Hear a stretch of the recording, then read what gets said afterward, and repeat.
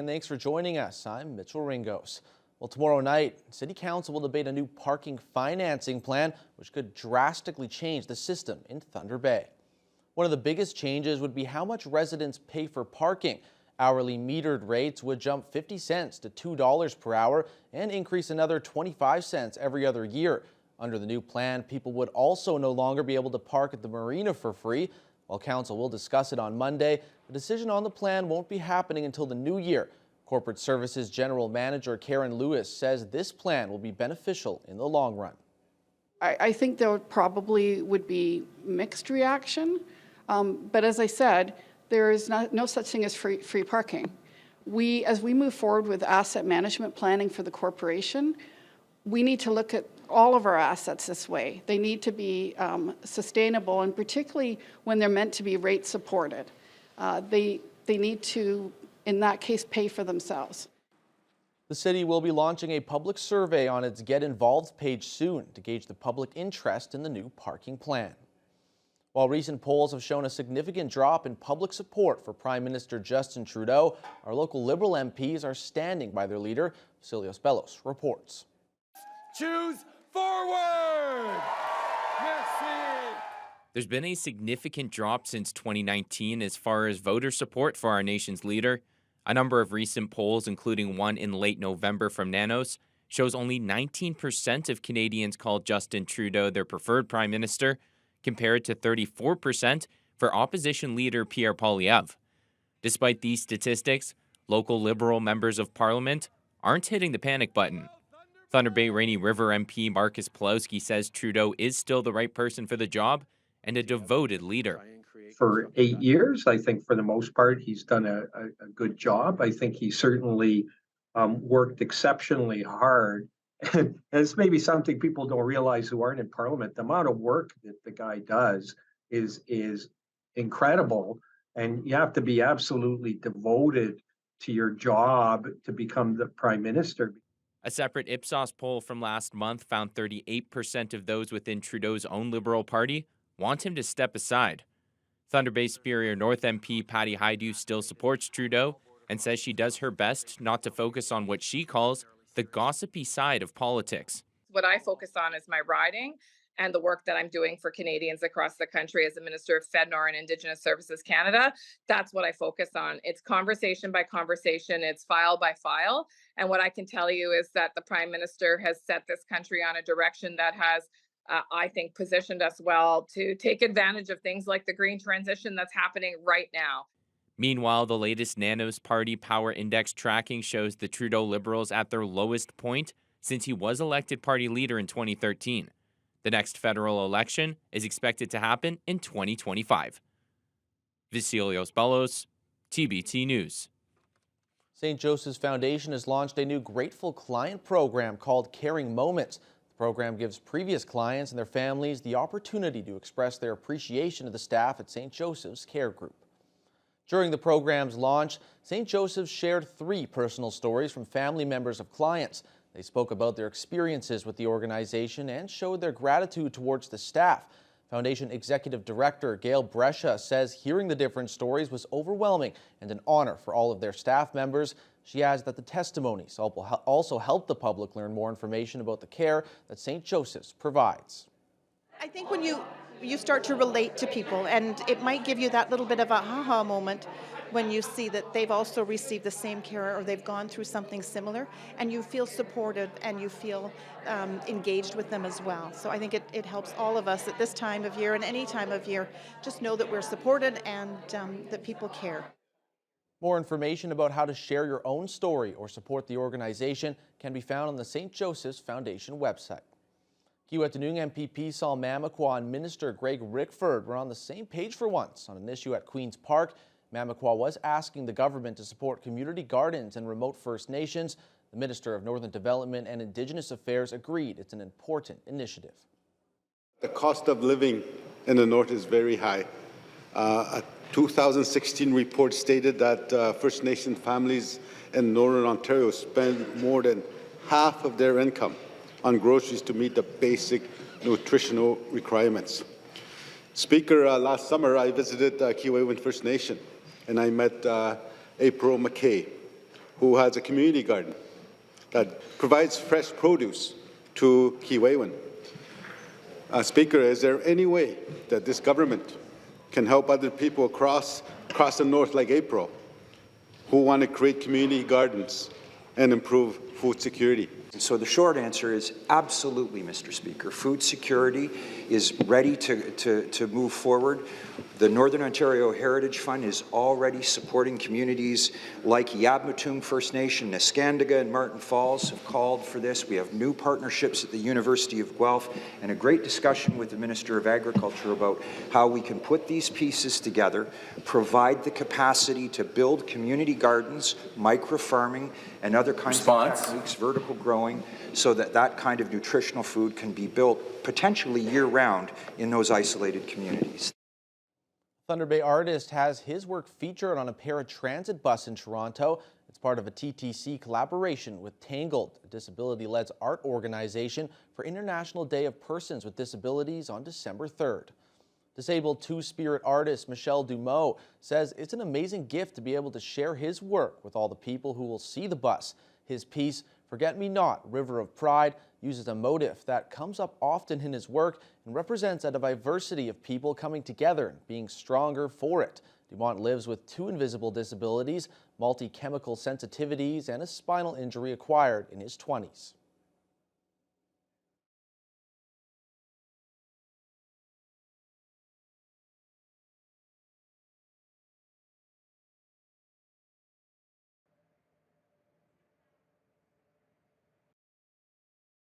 For Dumont, living with invisible disability makes it that much more important to be visible and raise awareness. His work will be featured by the TTC until the end of January.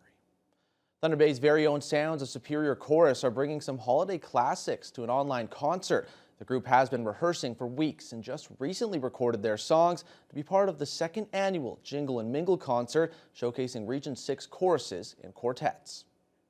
And the sky was bright with the holy light o'er the place where Jesus lay. Sounds of Superior Chorus is an innovative group of women who have been bringing every era and genre of music to life in a barbershop style for the past 50 years. But right now, they're focusing on the holidays, as they will be taking part in the 2nd annual Jingle and Mingle concert, which Vice President Lana Bullough says you don't want to miss, as it features many amazing choruses and quartets. We call it Region 6, and with the Sounds of Superior Sweet Adelines, we sing with about 10 other choruses, and we each get a chance for our videos to be seen, and so it's like a virtual concert. The group has been practicing once a week for 4 weeks, with not just past singers taking part, but also anyone who just wanted to come out and sing. The group recently finished recording their songs for the concert, as they will be singing the Christmas song and Birthday of a King. Artistic director Jason Scriver said even though it was a challenge bringing everyone together in just a few short weeks, it was extremely rewarding. The chorus has been really good. Everyone's really welcoming, and I think it's been a good time for everyone. The bonus is that we know the songs already, so we just bring in some new people and try to have some fun. And even though there will be many other groups taking part, Scriver said there is one thing that sets them apart. We realize that we're the most northern chorus, which means we're closest to Santa and the North Pole. So that's what makes us cool, and that's what will carry us forward. The full concert will be held online December 17th, completely free on region6.org, but you can also find more information on the Sounds of Superior website. Bullough also said they sing at Superior Collegiate every Monday at 7 p.m. and encourages the community to give it a try. We all are sisters here. We all have love and support for each other, and this, of course, just gels it and brings all that support together. Following the concert, the group will set their sights on competition, as they will be competing in the 2024 Region 6 Convention in Rochester, Minnesota in early May.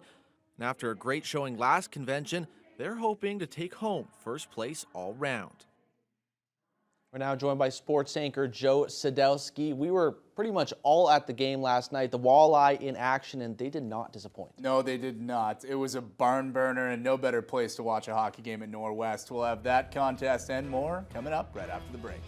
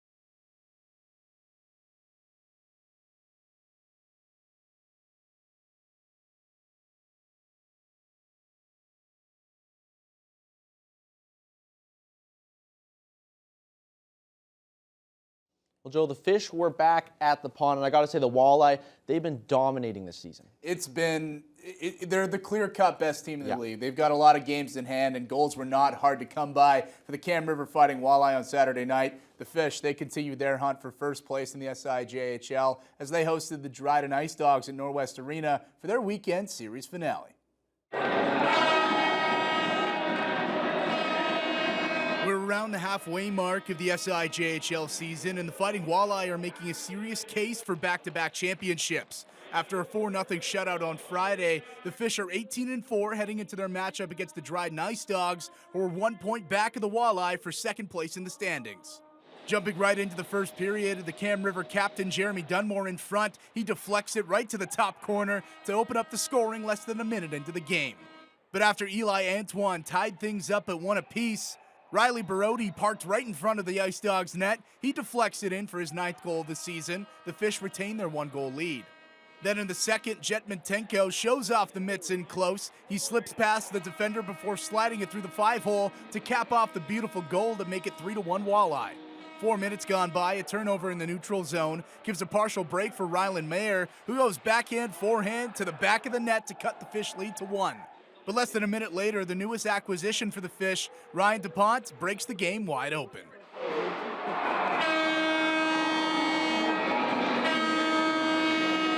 Ryan DuPont nabs his first career SIJHL goal, giving the Walleye a 4-2 lead. What does it mean to you to score a goal here in front of a bunch of diehard fans out there? Definitely feels good. Like I honestly felt it coming tonight. I just had a feeling pucks were coming my way, and just really happy it got in. The Walleye cashed in on 5 more red lights in a 9-2 rout over the third-place Dryden Ice Dogs and are officially tied for first place in the SIJHL with the Sioux Lookout Bombers. Just from the beginning of the season, we've stressed on we need all 4 lines rolling, we need everyone. So having everyone contribute night in, night out, it's perfect.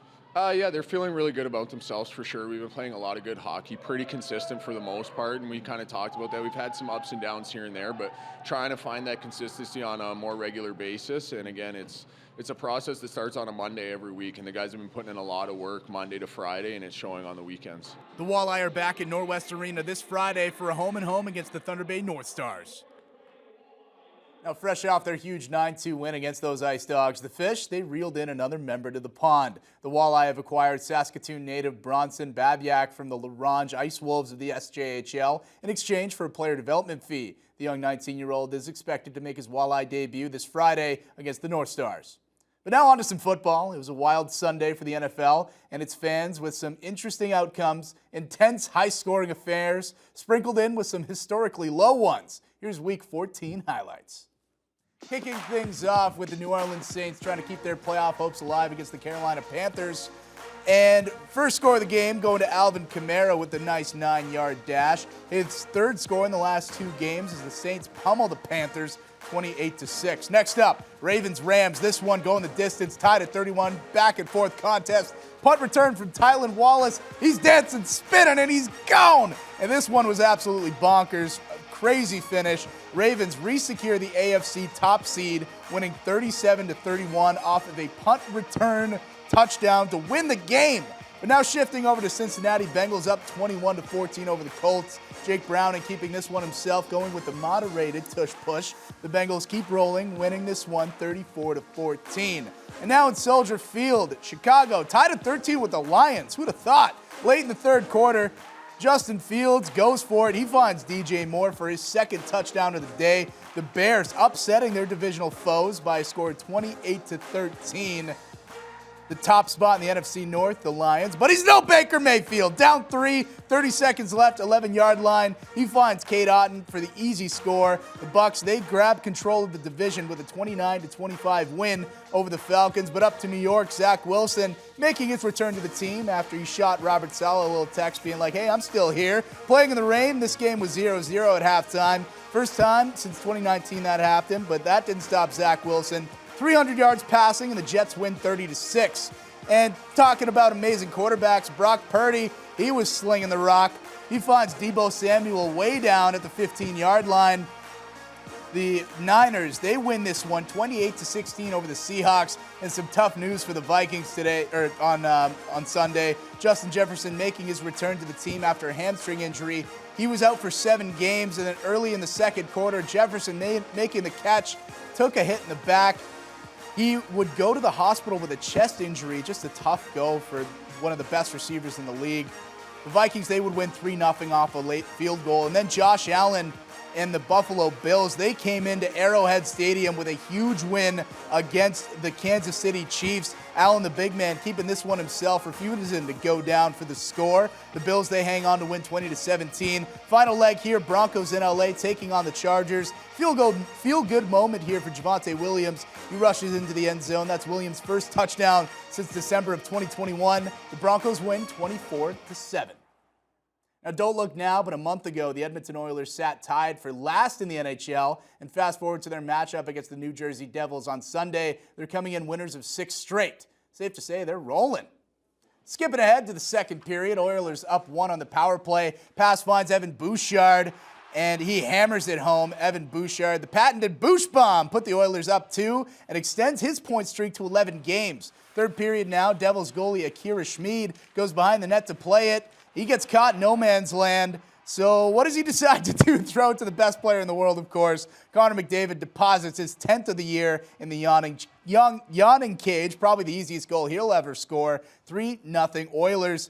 2-goal game late in the third. Devils empty net. Tyler Toffoli breaks in point blank, but Calvin Pickard, not once, but twice. Evander Kane would add the empty netter as Pickard stands tall, helping Edmonton walk away with the 4-1 win and their 7th straight win. I thought, the last couple of weeks since I've played last, we've had some really good practice time, and I feel good about my game right now. So moving forward, this game's just gonna, put that confidence in my mind and just go from there. I know I can play in this league. Obviously I haven't had a ton of opportunities, but this is a good game for me to build off of, and I'm looking forward to seeing what's next. Now, while the Oilers are streaking back up the Pacific Division, the Florida Panthers were in Columbus, Ohio to battle the Blue Jackets. And in this contest, tempers were running high and the wires were crossed in the third period. Cousins, there's a penalty. They'll say Cousins got Goodbranson from behind. Goodbranson goes after him, and then Bennett jumps right in.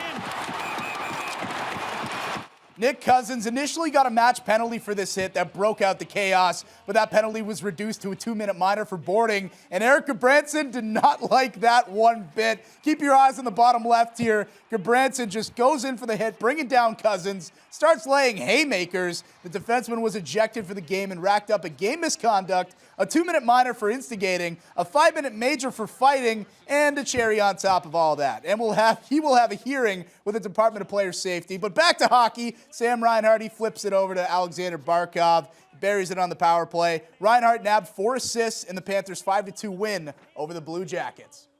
Now, Saturday night, LeBron James and the LA Lakers took home the first ever NBA in-season tournament trophy, where LeBron was, of course, named tournament MVP at 38 years old. Just a day later, the next generation of the James family, Bronny James, made his college basketball debut with the University of Southern California.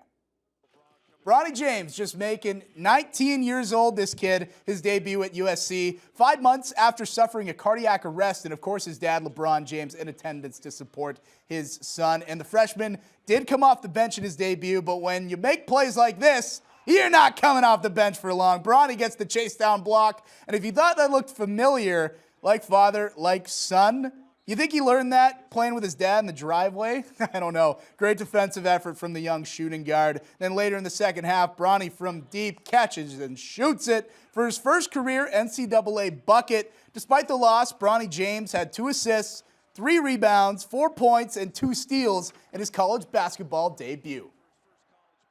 Unbelievable from Bronny James. Yeah. Do you really think he could make it to the NBA, or is it just all the hype surrounding him and his dad? I think he can. I've been watching him through high school and college, and the one thing about him, even though he's trying to live up to LeBron, he's his own player, and he plays defense, and he plays it hard, and that's what a lot of NBA teams and players are missing. So, big time. And also, after the cardiac arrest, just nice to see him play. Love to see that from Bronny. Now, as for the weather, a little more confusing. We're going to get some cold weather and then some warm weather. We'll have details in just a second.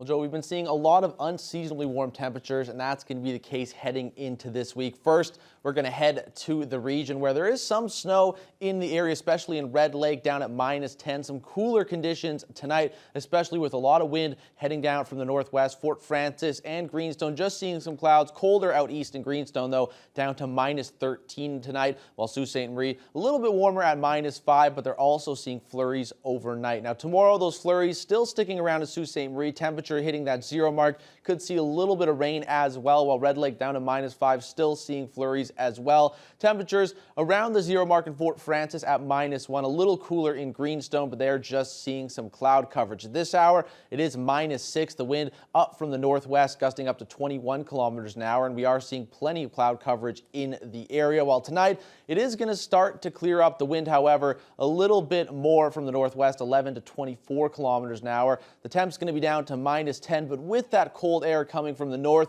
it is going to feel like -20 with the wind chill. Now, if you thought that was cold, then you might be in luck, as the temperature is expected to warm up significantly. Monday, we're seeing temperatures at 1, so closer to those seasonal marks with times of clouds and sun, and it's going to get colder before it gets more warm. Tuesday, down to -6 with -13 for that low. Also seeing some cloud coverage with some sun thrown in there. More sunshine on Wednesday as well before those clouds start to roll in later in the day. Temps are going to be down to -2. Now, the temperature is getting colder, like I said, before a warm spurt again. Thursday, we are expecting temperatures up to 9 degrees, which is well above seasonal, probably by around 10 or 11 degrees. Temperatures are expected to not even go into the minuses on Thursday, and we are going to see some sunshine. Friday also up to 6 for the high, and we are going to see some brightening conditions and temperatures at a low of -4. Now, we went to the ski hill today. I don't think the warm temperatures are going to help too much, but when we went there, you started to learn how to ski backwards. I did. I was so excited. It was on the last run, and I just figured I might as well try it. I did fall the first time, but you know what they say: if you fall, you just got to get back up and keep going, Mitch. And I did, and I'm happy. Next time you're at one of the ski hills, maybe you'll just see Joe just spinning around. I hope so. Imagine just me just going in circles. I can. I'd go right into a tree. There you go. Hopefully that doesn't happen, but thank you all for joining us, and we'll see you next time.